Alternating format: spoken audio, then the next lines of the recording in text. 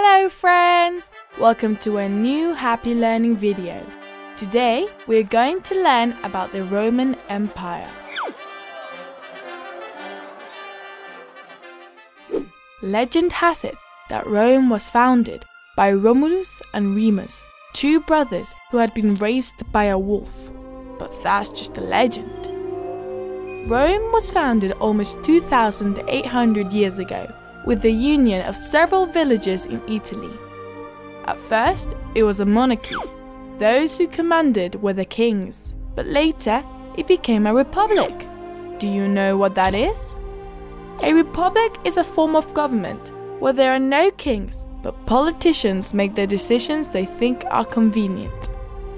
The Republic of Rome lasted several centuries until about 2,000 years ago, when what we know as the Roman Empire began. In an empire, all power is in the hands of an emperor, who is like the king of kings.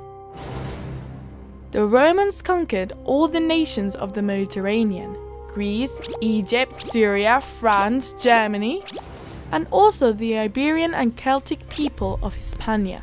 They even arrived in Britannia, now known as England. But how did the Romans live? Roman society was divided into several groups. The patricians were the nobles. They had a lot of power. They were politicians and military men, rich and powerful. Below them were the plebeians, the people.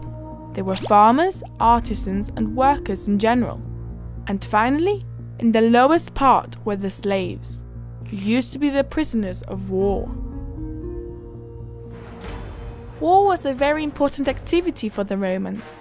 Their armies were huge and formed by fearsome soldiers called legionaries. Thanks to them, they conquered all corners of the Mediterranean. The Romans were also great engineers and architects, and created very orderly cities with many amenities. They had aqueducts to carry water from one place to another, bridges to cross rivers, circuses, theatres, spas, and schools. Roman children went to school, like us. They also built roads, and this made it a lot easier to get from one side of the empire to the other. The Roman Empire ended in the 5th century when the Germans invaded Rome. It was at that very moment, with the fall of the empire, when the Middle Ages began. But that's another story. As we always tell you, it is very important to know the past, to understand the present and improve the future, don't you think? Great! You've completed the video.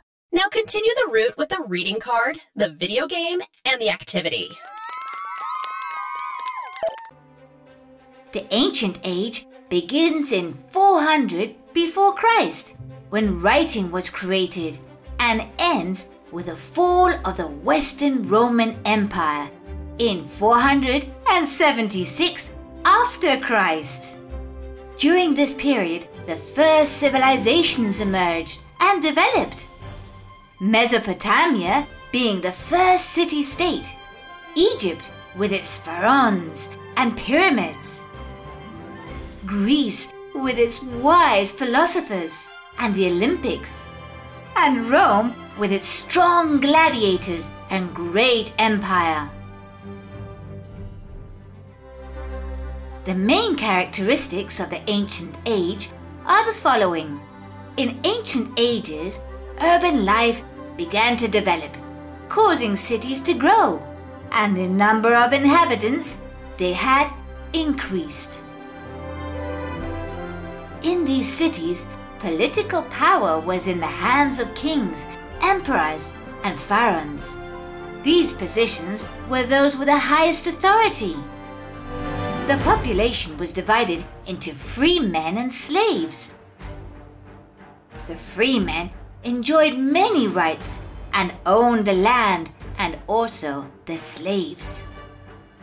The slaves were usually prisoners of war or the children of slaves.